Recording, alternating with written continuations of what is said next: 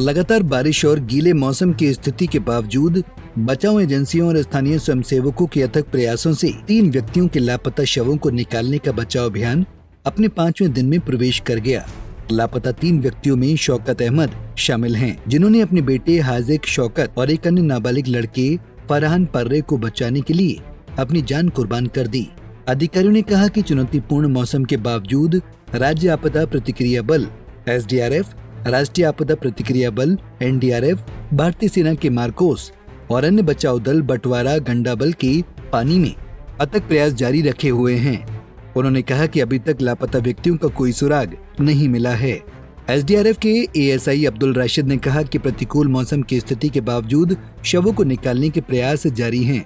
कल से बारिश हो रही है और हम शव का पता लगाने के लिए अपनी खोज जारी रख रहे हैं। हमने पानी में कई नावें तैनात की हैं और लापता शव को खोजने के लिए हमारे प्रयास जारी हैं। अधिकारी ने कहा कि चट्टा बलवीर के पास तलाशी के लिए 2 नावें तैनात की गई थीं, लेकिन कोई महत्वपूर्ण खोज नहीं हुई। इस बीच धार्मिक मौलवियों सहित लोग शोक संतप्त परिवारों से मिलने जा रहे हैं और लापता व्यक्तियों की सुरक्षित बरामदगी के लिए संवेदना व्यक्त कर रहे हैं। श्रीनगर से मीर आफ्ताब की रिपोर्ट।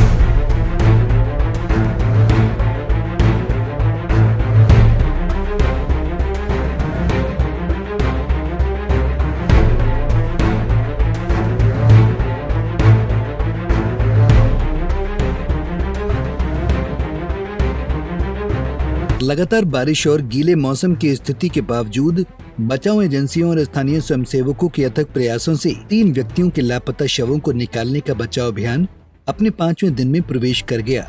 लापता 3 व्यक्तियों में शौकत अहमद शामिल हैं, जिन्होंने अपने बेटे हाजिक शौकत और एक अन्य नाबालिग लड़के फरहान पर्रे को बचाने के लिए अपनी जान कुर्बान कर दी।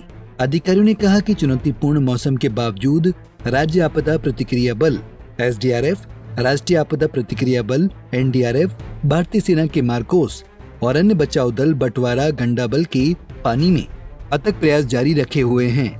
उन्होंने कहा कि अभी तक लापता व्यक्तियों का कोई सुराग नहीं मिला है। SDRF के ASI अब्दुल राशिद ने कहा कि प्रतिकूल मौसम की स्थिति के बावजूद शवों को निकालने के प्रयास जारी हैं। कल से बारिश हो रही है और हम शव का पता लगाने के लिए अपनी खोज जारी रख रहे हैं। हमने पानी में कई नावें तैनात की हैं और लापता शव को खोजने के लिए हमारे प्रयास जारी हैं। अधिकारी ने कहा कि चट्टा बलवीर के पास तलाशी के लिए 2 नावें तैनात की गई थीं, लेकिन कोई महत्वपूर्ण खोज नहीं हुई। इस बीच धार्मिक मौलवियों सहित लोग शोक संतप्त परिवारों से मिलने जा रहे हैं और लापता व्यक्तियों की सुरक्षित बरामदगी के लिए संवेदना व्यक्त कर रहे हैं। श्रीनगर से मीर आफ्ताब की रिपोर्ट।